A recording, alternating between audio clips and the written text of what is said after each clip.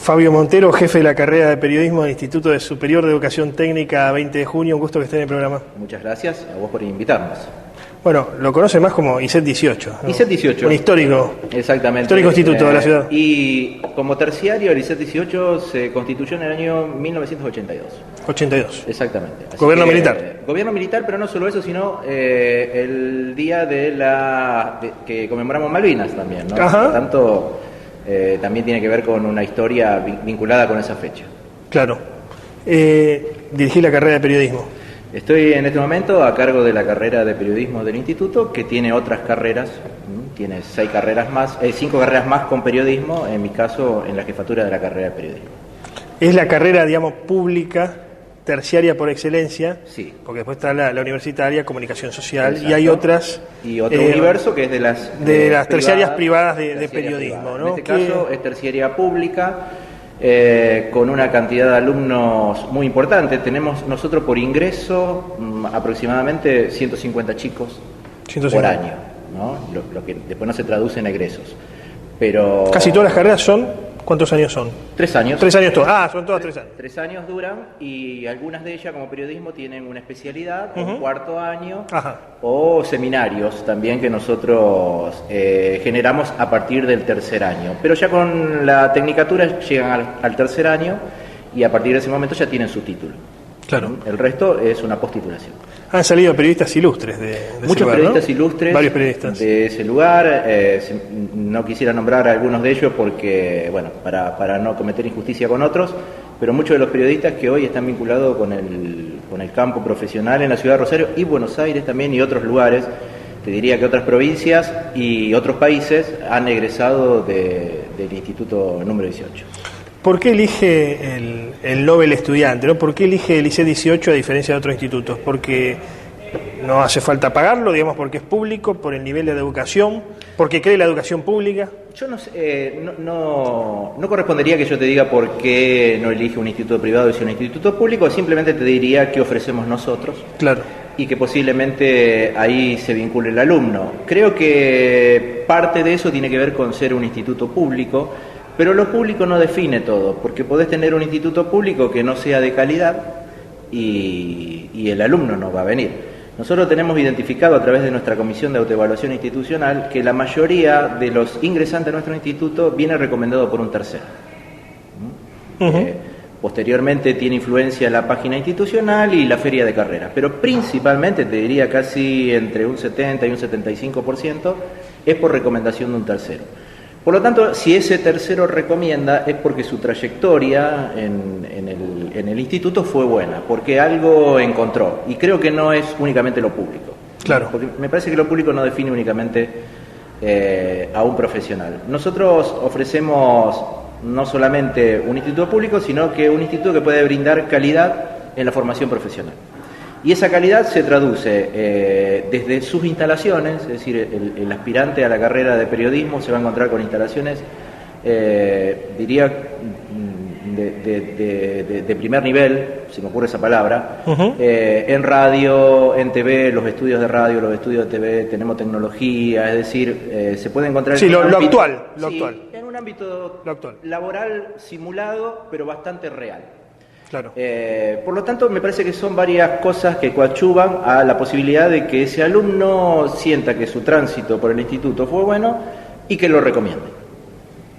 A menudo cuando se hace una diferencia entre lo público y lo privado, no solamente en el ámbito periodístico, en el ámbito de la educación pública y la educación pública terciaria y universitaria, se habla de lo público, bueno, como el lugar de la política, el lugar de la ideología, el lugar donde los estudiantes eligen militar o no, pero existen centros de estudiantes.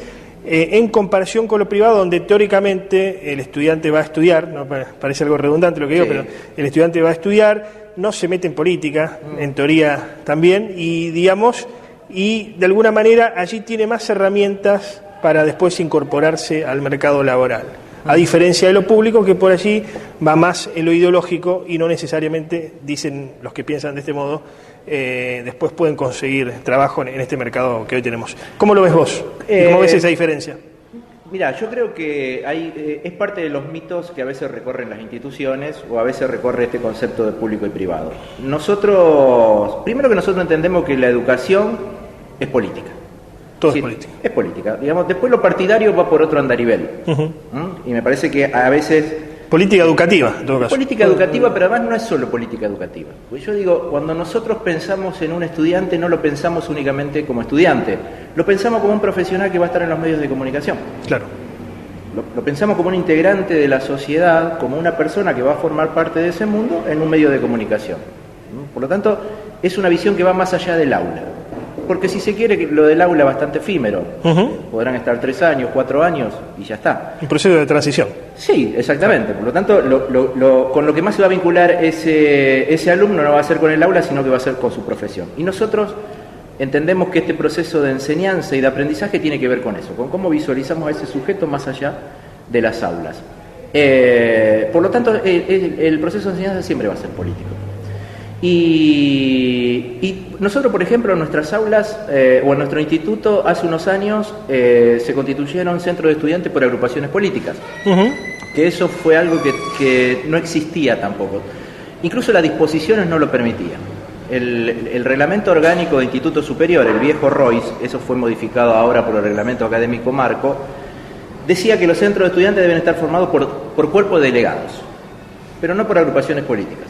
Nosotros hemos avanzado hace unos años hacia la posibilidad de que ese centro de estudiantes, que ahora van a elecciones dentro de poco, el día 23 y 24 de este mes hay elecciones, pueda conformarse como un colectivo político y sí partidario también, ¿no? Así porque ellos se configuran a través de sus partidos políticos o representan a través de sus partidos políticos. Esto fue una lucha que se dio en su momento con el ex director Ricardo Rambaudi, donde incluso hubo que hacer, digamos, de alguna manera, trámite frente al ministerio porque era una situación novedosa. Sí, sí. Desde entonces para acá se mantiene esa tradición en el Instituto número 18, que fue una avanzada en los niveles terciarios, porque como te decía, las reglamentaciones tampoco facilitaban la posibilidad de que esto ocurra. Sí, era más de o el secundario o de la universidad. Sí, exacto, sí.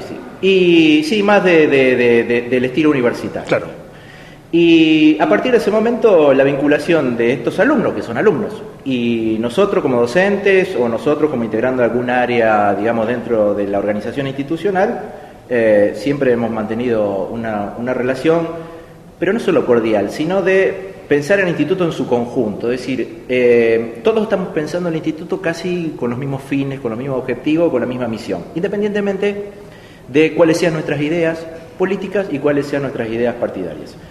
En nuestras aulas se enseñan contenidos y eso es invariable independientemente de la militancia, claro, la política. Así, nosotros son generales. Nos constituimos como docentes que enseñamos contenidos que tienen que ver con un plan de estudio aprobado por el Ministerio de Educación, etcétera, y todo lo que nosotros sabemos de la educación, pero donde nosotros vamos a enseñar periodismo en este caso, en la carrera de periodismo. Claro. Nuestro objetivo es la enseñanza del periodismo desde una perspectiva política, que es esta que te digo, visualizar a ese alumno más allá del aula, independientemente de que ¿Consideran que desde el ISET, pero también desde los institutos de periodismo Rosario, se le brindan las herramientas necesarias al educando, al que está cursando la carrera, para que después pueda insertarse en el mercado laboral, este mercado laboral tan esquivo y tan duro de la ciudad?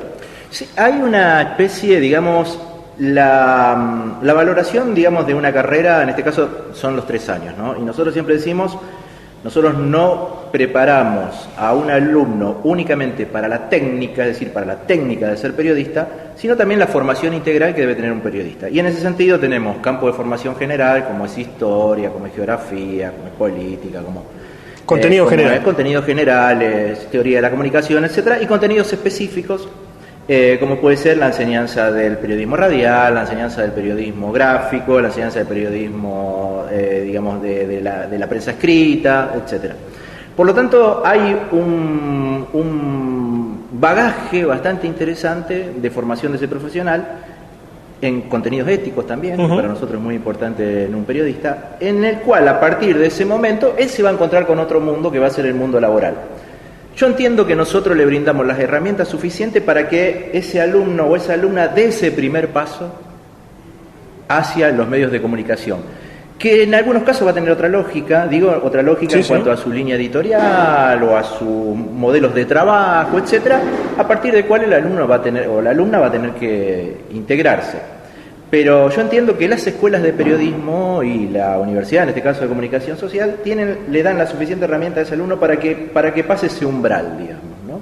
Y que a partir de ahí empiece a constituirse ya como un profesional más vinculado con la práctica, con el trabajo cotidiano y con la idea y la línea que pueda tener ese medio de comunicación, que va a variar de acuerdo al medio de comunicación del que hablemos. ¿Cómo ves el campo de la comunicación en Rosario? Digamos, con esta realidad de crisis económica que hoy tenemos, pero otra con esta interdisciplinariedad que existe hoy por hoy, también con el avance de la tecnología. Me decía un periodista amigo, que no lo voy a nombrar, pero hoy somos todos comunicadores. No solamente el periodista, el abogado, el contador, el profesional independiente, el profesional liberal, en el sentido liberal de la carrera que ha elegido, todos comunican, ¿no? Incluso expertos web o webmaster, como se decía antes, hoy también comunican.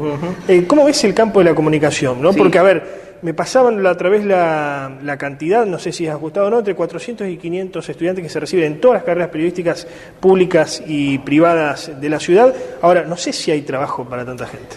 Mira, ese debate nosotros lo tenemos instalado en las aulas y en el instituto. Es decir, esto de cómo pensamos la salida laboral, por un lado, y creo que lo que también está en debate es esto de la comunicación. Si algo ha puesto en tensión las redes sociales fue el concepto de comunicación.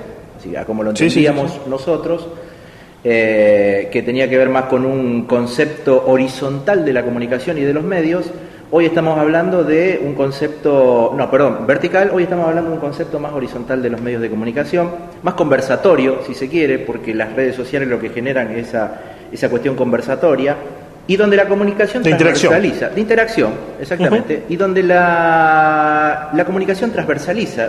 Estamos en la era de la información y la comunicación. Y me parece que un debate que nosotros, al menos nosotros nos estamos dando, pero que comienza a darse en los últimos años, tiene que ver, cómo formamos a ese profesional, no pensando en la multitarea, ¿no? Porque eso es otra cosa. Eso está a veces más vinculado con el tema de las relaciones laborales. Claro. Pero sí, y la precarización. Y la precarización laboral. Pero sí pensando en una comunicación que se amplió, o contenidos de comunicación que se ampliaron. Yo sostengo que los conceptos generales del periodismo se siguen manteniendo a pesar de la tecnología. Digo que lo que brinda la tecnología son nuevos soportes para que el proceso de comunicación se viabilice. Nuevas herramientas.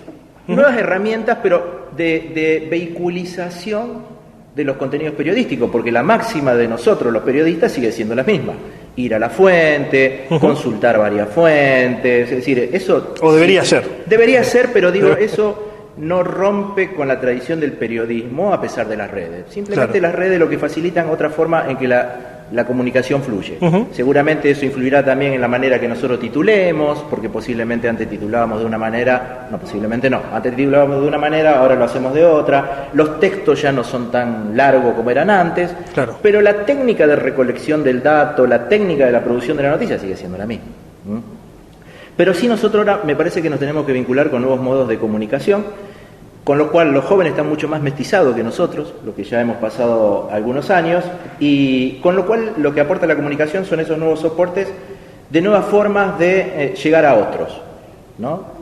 Nosotros siempre decimos, hoy las multiplataformas, las formas más mestizadas de comunicación, lo que nos brindan la posibilidad de llegar a otros sectores. Públicos más diversos. A público más diverso. Y en ese sentido, me parece que también es la trayectoria que tiene que tener el periodismo y la comunicación. Yo creo que estamos en un proceso de cambio, de resignificar nuestras prácticas como periodistas. Por lo menos en las escuelas lo estamos llevando adelante. ¿Qué significa repensar nuestras prácticas? Es... por ejemplo, hoy ¿para qué sirve el diario? Preguntarnos, ¿no? Porque si el diario compite con la noticia, ¿es necesario hoy pensar en un diario de noticias? Porque algo que te quiero decir... ¿Para el asado de los domingos? Para el asado de los domingos, que hay buenos papeles. ¿A alguno no le va a gustar? Pero algo que te quiero decir es esto de que yo soy de los que creen que ningún formato va a morir como los apocalípticos, que en algún momento dicen, no, porque el papel va a morir, si no murió hasta ahora no va a morir. Claro, se reconvierte. Se van a reconvertir. Y es necesario que también se produzca eso, porque, para volver al ejemplo anterior, la prensa gráfica, el diario, no puede competir en noticia, ni con la radio, ya no pudo competir hace muchos años, ni con la televisión, ni con las redes. Es decir, Porque las redes van 24 horas atrasados los diarios en relación a las redes. Por lo tanto uno dice, bueno, entonces el diario muere. No, el diario se reconvierte, porque lo que no encontrás en las redes, lo que no encontrás en la radio muchas veces, o en los formatos audiovisuales, es el análisis en profundidad. Claro. Y vos decís, y ahí está el nicho de trabajo del diario. El análisis La opinión en profundidad relajada, la opinión pensada. De esa noticia que ya te lleva 24 horas la delantera. Entonces vos decís, Sí, bueno, sí. está bien, no pensemos en la noticia porque ya nos ganaron otros soportes. Pero formemos al periodista que esté en capacidad de realizar un análisis crítico de la realidad para que ese periodista tenga inserción en la prensa gráfica, que va a seguir existiendo. Yo soy de los que cree que el papel va a seguir existiendo y que todos los formatos van a seguir existiendo, porque los apocalípticos hace décadas que vienen anunciando la muerte de determinados soportes y siguen todo vivito y coleando. Se venderán menos revistas, se venderán menos diarios, pero siempre van a encontrar un público que quiera tener esa lectura relajada, como vos recién decías, ¿no? Esa lectura de domingo, esa lectura cuando uno se sienta a la mesa con un café. Claro. Eso no te lo va a reemplazar ninguna red social. Y no te lo digo como una persona de la década del 50, digamos. No de la década del 50, sino con 50 años. Te lo digo como alguien que en algún momento también disfrutó de lo dinámico, de todo aquello que pasa rápido, qué sé yo, y en un momento uno necesita otra cosa de su vida. Por eso el periodismo va a seguir siendo periodismo. Y el periodismo va a seguir teniendo los mismos soportes que hasta el momento venía teniendo, con públicos determinados. Pero sí creo que lo que nosotros tenemos que pensar es si qué es lo que hoy tiene que brindar lo que se llama las tecnologías maduras, ¿no? como la prensa gráfica, por ejemplo. Y ahí le damos vida. Ahí le ponemos otra vez el respirador artificial, con posibilidad de en algún momento sacárselo que va a respirar solo, ¿no? Me parece que lo peor que podemos hacer los periodistas es sumarnos a la ola de la desaparición de medios de comunicación, de la desaparición de formatos, etcétera, porque somos nosotros los que de alguna manera estamos anunciando la muerte prematura de esos medios, cuando somos los interesados en que esos medios vivan, no que mueran. ¿Entendés? Fabio Montero, muchas gracias. Bueno, gracias a vos por invitarme.